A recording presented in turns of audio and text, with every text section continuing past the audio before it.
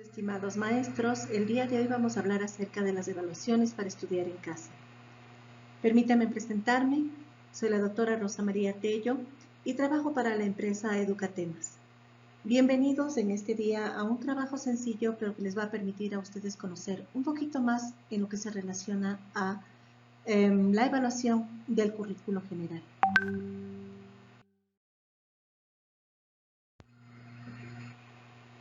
Es importante que nosotros sepamos reconocer inicialmente qué es la evaluación. La evaluación parte de un concepto, y a mí me gusta utilizar básicamente a los pedagogos tradicionales, y en este caso cito a Pedro Lafourcade, considerado como el padre de la evaluación, quien decía en su momento que es una etapa del proceso educativo donde se ponderan los resultados previstos en los objetivos, habiéndolos especificado con anticipación. Con esto, señores, yo lo que intento decirles a ustedes y ponerles de manifiesto es que nosotros debemos tener en cuenta que el proceso educativo es realizado de una manera consciente. Es decir, que nosotros esperamos que los resultados que vamos a lograr con nuestros estudiantes estén enfocados claramente en todos los parámetros que rodean al proceso educativo, que en este caso corresponde específicamente al currículo, ¿no? Una vez que nosotros tenemos ya ese tipo de especificación, ese tipo de conocimiento, ese tipo de determinación de lo que es el concepto y desde dónde parte la evaluación, pues nosotros vamos a empezar por el principio, siendo buenos maestros. ¿Qué es el currículo? El currículo para nosotros es todo el entorno que compromete al quehacer educativo. En él se involucra directivos, administrativos, planes y programas, están las herramientas, estrategias, metodologías, está el contexto de los padres de familia, su aportación dentro de la institución educativa. También podemos estar nosotros encontrando aquí la participación de fuentes externas, como pudiese ser, por ejemplo, entidades que a nosotros nos van a hacer algún tipo de aporte o que forman parte del componente financiero, o también puede ser también de un componente de asistencia tecnológica. O sea, hay muchas posibilidades que tenemos nosotros que contemplarlos desde este punto de vista. También tenemos los tiempos. Para la evaluación, al menos en educación virtual, ustedes tienen que estar muy seguros del tiempo con el que cuenta, pero no le hablo yo del tiempo específico que le da el Ministerio de Educación, que sea las 3 horas semanales, las 5 horas, de acuerdo al currículo que estamos manejando, sino otro componente en cuanto a tiempos. Es decir, acá usted tiene que verificar en función de su estudiante, porque la educación es dirigida a su estudiante, los tiempos que va a manejar en clase. Recuerde que esto no es educación presencial. Educación virtual no significa estar dando la clase una hora completa frente al computador. La educación virtual significa cortar los tiempos, cortarlos. Es decir, que debo yo reducir el campo en donde yo doy mi explicación a un mínimo de tiempo y el resto son actividades de procesamiento de datos, de producción de nuevos conocimientos, de reflejos que va teniendo el estudiante en acople directo, por favor, y no se olviden ustedes de la importancia que tenemos los maestros al reconocer las inteligencias múltiples, es decir, hacia dónde nosotros debemos enfocarnos para sacar de nuestros estudiantes lo mejor que tenemos de cada uno de ellos. También vienen las condiciones. ¿Cuáles son esas condiciones? Las condiciones que usted tiene que tratar de diferenciarlas. Es una condición, en algún momento va a ser una condición virtual, como en este caso, va a ser una condición presencial. Y usted tiene que saber el proceso de adaptabilidad que va a darle a esas dos condiciones. Pero eso sí, no las mezcle, diferéncielas. Usted puede utilizar la condición de educación presencial aprovechando todo lo que tiene en su entorno, pero no se olvide que la condición virtual es mucho más inmensa, es mucho más grande. ¿Por qué? Porque estamos hablando de la Matrix, es decir, de un universo completo de información al que tenemos que sacarle provecho. Cuando yo tengo el currículo bien conocido, en donde me dan lo que es el manejo de destrezas, voy a ver qué tiempos dispongo en educación virtual, porque el tiempo vuela allí para yo que esas destrezas sean aplicadas correctamente a mis estudiantes, y veo las condiciones que tengo en el medio para sacarle el mayor. señores maestros, el trabajo del docente virtual es bastante alto, es bastante interesante, pero nosotros necesitamos que la evaluación sea flexible. ¿Por qué razón? Simplemente porque los conceptos de evaluación en sí son a veces muy difíciles de contextualizar. Por ejemplo, vamos a recibir y vamos a ver un poquito lo que dice Scribb cuando él nos determina que la evaluación está orientada hacia el aprendizaje, es decir, una evaluación formativa. O sea, ¿qué es lo que nosotros cuantificamos? ¿Qué es lo que nosotros verificamos? Únicamente la capacidad que el chico, el estudiante ha tenido para formarse y para adaptar conceptos a su existencia. Luego, Sufleben, caramba, qué nombre tan difícil, nos dice que la evaluación está dirigida al estudiante y sus necesidades, no básicamente a los indicadores cualitativos instrumentales, y aquí tiene toda la razón. Por favor, repito, reitero, con la experiencia que ustedes tienen, queridos maestros, o caso contrario vamos a tener la investigación, que meternos nuevamente a la red a investigar y reconocer lo que corresponden las inteligencias múltiples. La virtualización, el mundo virtual, ocupa demasiado lo que son las inteligencias múltiples. ¿Por qué? Primeramente, por ejemplo, una de las inteligencias que nos habla de la naturaleza. ¿La naturaleza de qué nos dice? El entorno. El niño no está en este momento en un entorno natural, está en un entorno de hogar, en un entorno cerrado, algo que no es habitual. Y tenemos que cambiar nosotros el contexto de nuestra educación a esa inteligencia que ellos tienen, a esta fracción intelectual que tienen para adaptarse fácilmente a este mundo que tampoco les es muy ajeno, porque ellos manejan la tecnología mejor que nosotros. McDonald en su momento también nos está diciendo que la evaluación es un proceso democrático y deliberativo. Es decir, señores profesores, les va a parecer una locura de pronto, pero en educación virtual van ustedes a hacer algo que es muy importante. Así como nosotros llegamos a acuerdos y consensos con los estudiantes al iniciar el periodo académico, nosotros también podemos en algún momento con ellos lograr concretar lo que es el proceso de evaluación. ¿Cómo lo haremos? Pues simplemente vamos a preguntar, a ver, ¿qué es lo que más te gusta de esta materia? ¿De qué forma te gustaría que te evalúe? ¿Cómo quisieras tú que los procesos de evaluación fueran cuantificables o cualitativos? ¿Cómo te gustaría? Porque en el momento en que usted como docente le permite al estudiante lograr una conceptualización de la manera en que él va a evaluarse, no se olvide que salió del mismo la respuesta. Es decir, que él tiene un doble compromiso porque no puede contrariarse lo que él mismo pidió. Entonces, ese es el punto en donde la evaluación va cobrando vida y a nosotros nos va llenando de satisfacción, queridos maestros.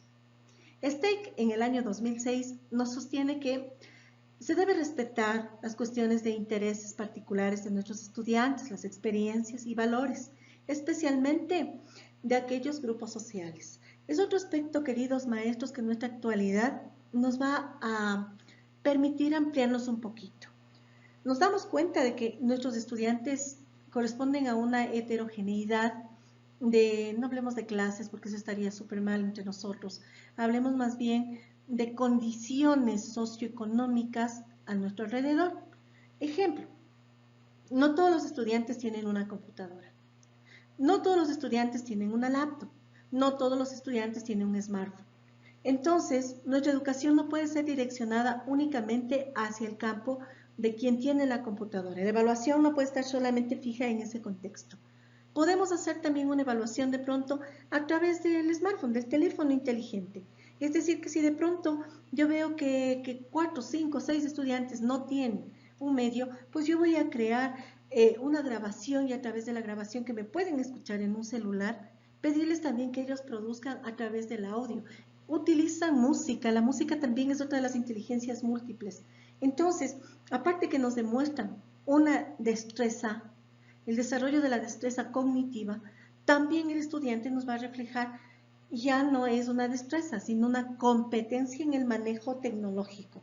Y esto es lo que Siemens en el año 2004 aproximadamente, él ya sostenía que una de las teorías del aprendizaje que está actualmente, digamos, elevada en su máxima expresión es el conectivismo, es decir, es la relación que se encuentra entre la educación formativa constructiva y el manejo tecnológico. Cuando hablamos de constructivo significa el aprender haciendo, no se olviden, pero ahora vamos a aprender haciendo a través de la tecnología. Podernos hablar y que es hermoso el poder dirigirme yo a colegas. ¿Por qué? Porque estamos dentro del mismo idioma, porque nos entendemos correctamente. Yo quiero, señores, insistir nuevamente en la flexibilidad de la evaluación. ¿Qué significa la flexibilidad de la evaluación? Significa que usted debe considerar el momento de evaluar aspectos importantes. Empecemos por la emergencia que nosotros estamos viviendo.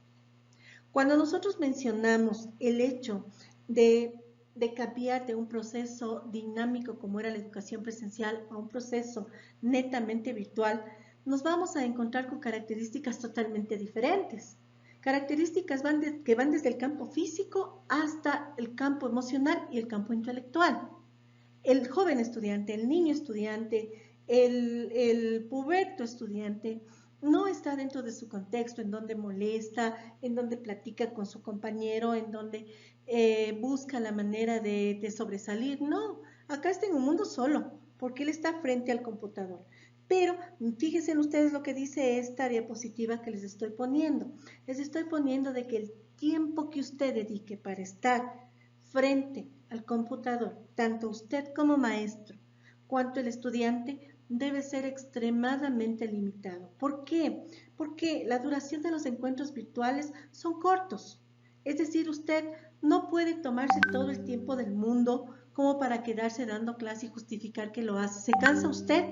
¿Cansa al estudiante? Lógicamente que de pronto el padre de familia se va a sentir feliz porque lo que él quiere es que su hijo esté ocupado en algo, pero no. O sea, estar en un computador no es lo mismo que tener un libro. Estar junto al computador significa que yo puedo estar incluso rotando en la red y haciendo otras cosas totalmente diferentes.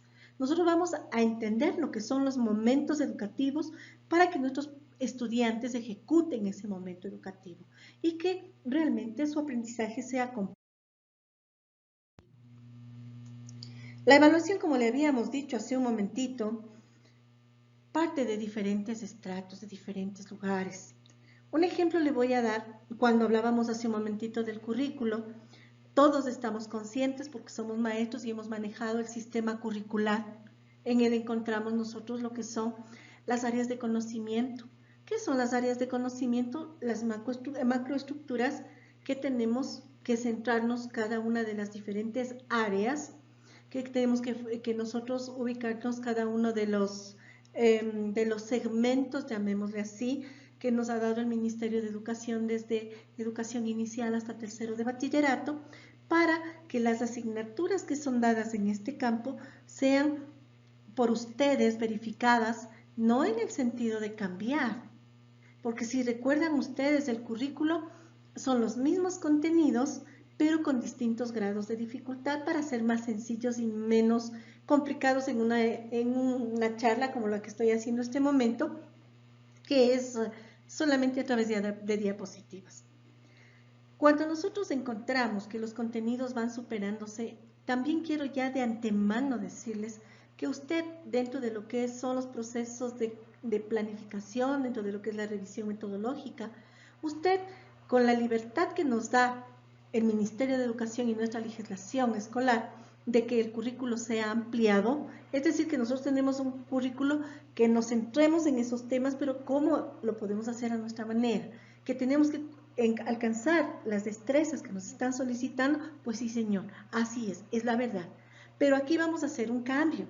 Vamos a tratar nosotros de que el momento en que estamos manejando cada una de estos campos, logremos que se unifiquen ciertos temas para ganar tiempo.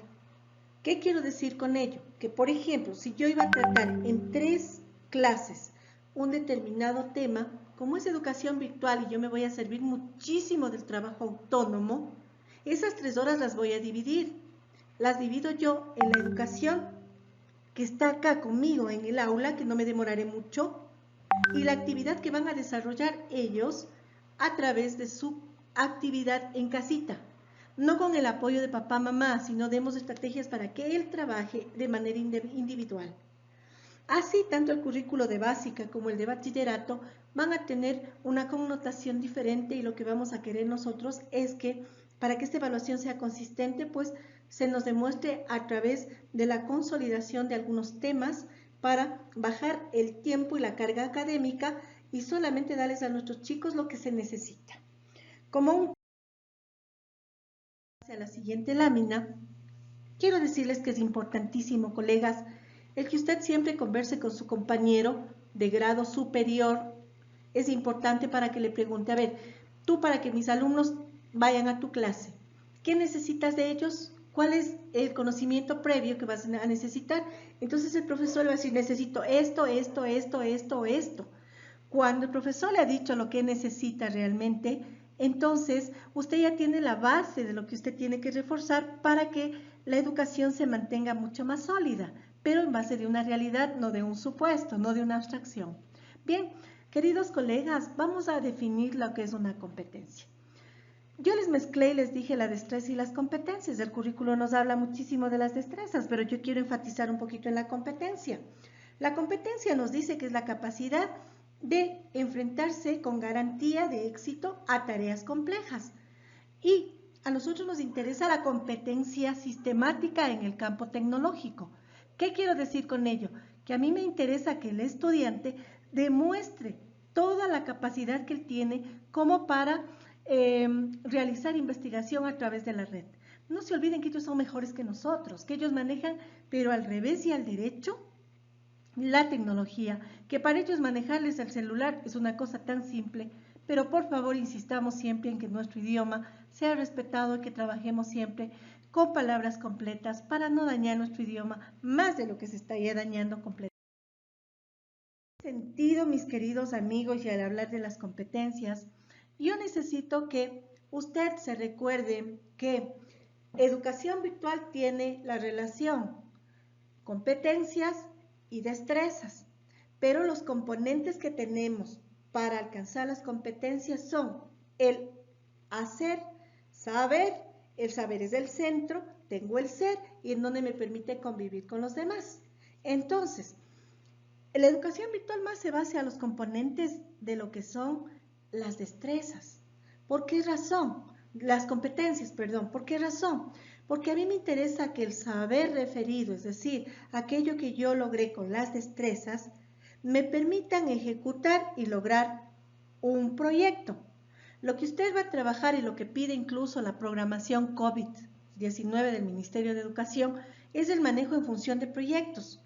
Entonces, estamos entrando en este componente en el que unimos, fusionamos completamente la destreza con la competencia. Me interesa el saber ser y el saber convivir. ¿Por qué? Porque están en un entorno virtual, por favor. Es decir, que vamos a utilizar estrategias como grabación, producción, diseño de maquetas virtuales. Necesito que trabajemos con creación de material como wiki, por ejemplo, que puede ser un solo documento por 4, 5, 6 estudiantes y que eso presenten al maestro. Eso es material ya que va a ser calificado, colegas. Es decir, un material que usted puede tranquilamente, viendo el esfuerzo de sus alumnos, la capacidad de investigación, todo lo que ellos han puesto, pues califíquelo. De igual manera, no quieren hacerlo de esa manera y quieren ellos hacer un video, pues vamos, manos a la obra. El uno desde su casa, el otro de su casa. Han visto cómo los artistas están ahora realizando conciertos desde sus respectivos hogares. Eso no podemos lograr con nuestros chicos. ¿A qué hora? El momento en que esté disponible la computadora, porque no podemos acapararle. Finalmente, ¿para qué? ¿Para qué? Para que ellos demuestren lo que aprendieron. Este va a ser el verdadero momento de tener un aprendizaje.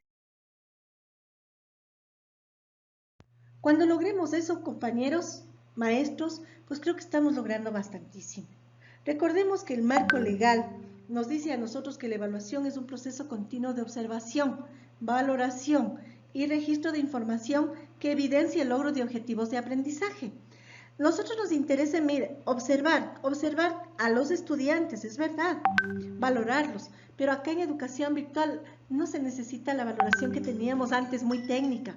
Ahora nosotros vamos a tener una valoración mucho más dinámica porque tenemos un contexto virtual que nos permite, bien sea a través de la plataforma, bien sea a través de de otros instrumentos de evaluación. Por ejemplo, puede utilizar un programa que le permita a usted realizar evaluación. Por ejemplo, los quizzes son muy buenos, el Xmint también, a través del cual usted coloca el material, o los chicos le elaboran a usted un mapa conceptual, una espina de pescado, en fin, le pueden elaborar varias estrategias de apoyo, y eso ya puede ser material calificado por ustedes. Es decir, que lo que estamos ahora teniendo es una facilidad mucho más grande que la que teníamos anteriormente. Pero ¿qué necesita usted, colega? Pues conocer un poquito más de herramientas, un poquito más de la plataforma con la que esté trabajando para sacarle el mayor provecho. Todo lo que nos pide el Ministerio en el marco legal correspondiente a evaluación, mis queridos colegas, corresponde a la educación presencial. A esto nosotros debemos la virtual que estamos nosotros trabajando. Recordando que las características de la evaluación educativa a nivel presencial son diferentes de la educación virtual. Por ejemplo, en la educación presencial se necesita reconocer y valorar las potencialidades del estudiante. En educación virtual me dicen, en cambio, que necesito reconocer destrezas y competencias. Si es que en educación presencial yo tengo retroalimentar la gestión estudiantil para mejorar los resultados de aprendizaje evidenciados durante un periodo académico, la educación virtual me dice, por favor, aprendamos a manejar herramientas tecnológicas. ¿Por qué? Porque esa es la base en que nosotros vamos a poder alcanzar el conocimiento de una manera más significativa. Educación presencial nos dice que hay que estimular la participación de los estudiantes en las actividades de aprendizaje. La educación virtual nos amplía esto y nos dice que vamos a trabajar siempre en actividades comunicativas sincrónicas. ¿Por qué sincrónicas? Porque vamos a emplear correctamente y de manera muy amplia todo lo que es plataformas, todo lo que corresponden a programas o herramientas encontradas en la red. Finalmente, el punto cuarto nos habla de registrar cualitativa y cuantitativamente el logro de los aprendizajes en base del desarrollo integral del estudiante, y la educación virtual nos dice, vamos a evaluar los logros propios y grupales alcanzados. El cómo, a través de muchísimas técnicas, a través de muchísimas estrategias que nosotros docentes logremos alcanzarlas en favor de nuestros estudiantes. Por Dios, no es en este caso que nosotros pasemos 19 horas trabajando, sino que sepamos utilizar correctamente la herramienta adecuada. Si usted, por ejemplo, en su plataforma realiza un examen, le pone la calificación directa, colega, usted ya tiene ahí las notas, no tiene que estar calificando parte por parte, usted ya tiene las notas y en su plataforma tienen que crearle la estructura para solamente un copy-paste y usted ya tiene la capacidad de seguir haciendo promedios. Bien, la educación, colegas, tenemos que hacerle lo más sencillo para nosotros, lo más... No se olviden siempre que ellos son el eje de la formación que nosotros queremos, que la sociedad quiere. Sin embargo, es importantísimo que siempre estemos a la par de lo que nos pide la tecnología, un pasito más arriba de ellos para que no nos prueben, sino que seamos nosotros las personas capaces de demostrar que somos los maestros en todo su sentido. Bien, recordemos que existen varios tipos de la evaluación, la presencial y la virtual. En la presencial a nosotros nos pusieron este grafiquito durante muchos años de nuestra vida. La evaluación diagnóstica, la formativa y la sumativa. La primera, que es para evidenciar conocimientos previos y que como maestros no me dejarán mentir, cuando hacemos la evaluación diagnóstica en los primeros días nos encontramos que nadie les ha enseñado, nunca supieron. O sea, el problema es el profesor que pasó. Tenemos la formativa, aquella que nos permite ir a través de la caminata del diario vivir educativo, manejando ciertas estrategias que nos permitan medirles. Y finalmente la sumativa, las famosas evaluaciones generales que nos corresponden al trabajo que deben ellos cumplir durante una unidad, durante un tema, es decir, que usted juzgue, ¿no? También las trimestrales que pueden dar cierto tipo de tensión al estudiante. La evaluación virtual no tiene nada que ver con esto, porque acá es una evaluación sistemática, formativa, secuencial y califica, evalúa resultados. ¿Resultados en base de qué? De la producción de ellos, colegas. En base de la producción de aspectos importantísimos que salen del corazón de ellos, de lo que ellos tienen esa afinidad, de la creatividad de ellos, de la evolución que van logrando con nuestro aprendizaje.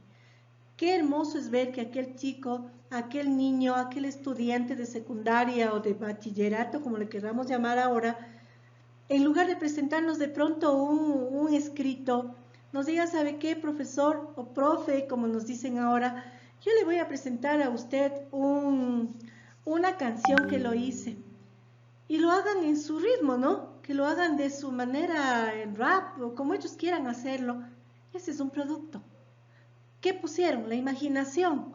¿Qué están dando de ellos? Lo mejor que tienen. ¿Qué desean? Sobresalir. ¿Qué desean con usted? Demostrarle que es capaz. Eso evaluamos, colegas. Educación virtual es más amplia, es flexible, es abierta. Nuestra experiencia docente nos permite alcanzar esto. Colegas, yo creo que realmente ahí sí estamos haciendo una verdadera transformación educativa. Estamos tratando de lograr que nuestros chicos alcancen lo que nosotros esperamos. Para que haya una verdadera evaluación necesitamos contar con herramientas. Entre estas herramientas vamos siempre a manejarnos el portafolio. ¿Qué es el portafolio? No es nada más y nada menos que lo que ustedes ya conocen, que es la recopilación de actividades, o sea, los proyectos.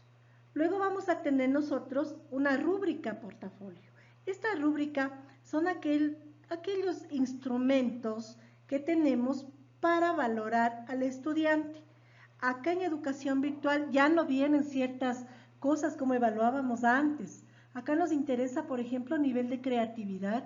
Nos interesa muchísimo la evolución que va viendo usted en el estudiante a producir las cosas. O sea, hay muchos elementos que usted debe tenerles muy en cuenta y que son totalmente utilitarios para el momento de evaluar.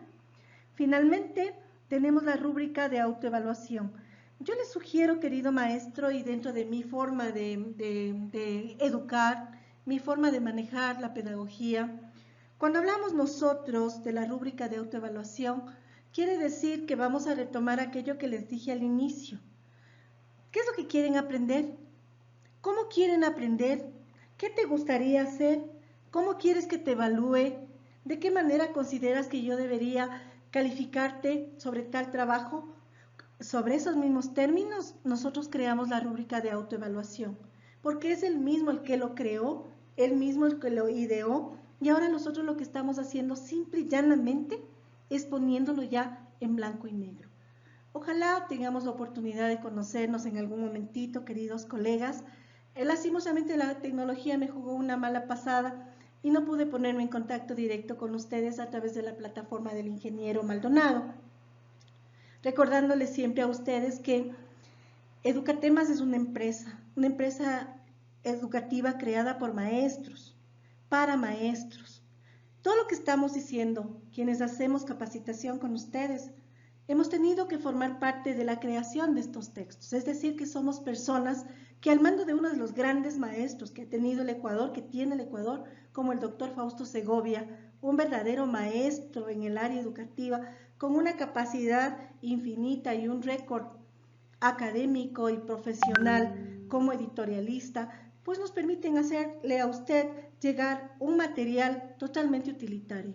Lo que hemos puesto ahora en pantalla no es nada más que un pequeño reflejo de lo que los libros de Educatemas, sea en forma virtual o sea en forma física, plasman. Y gracias a la brillante idea, a la gestión de trabajo del ingeniero Nassim Maldonado, pues tratamos de que este proyecto surja, porque vuelvo a repetirles, es de maestros para maestros. Nosotros tratamos a ustedes de ayudarles a enseñar, nada más. Entiendo yo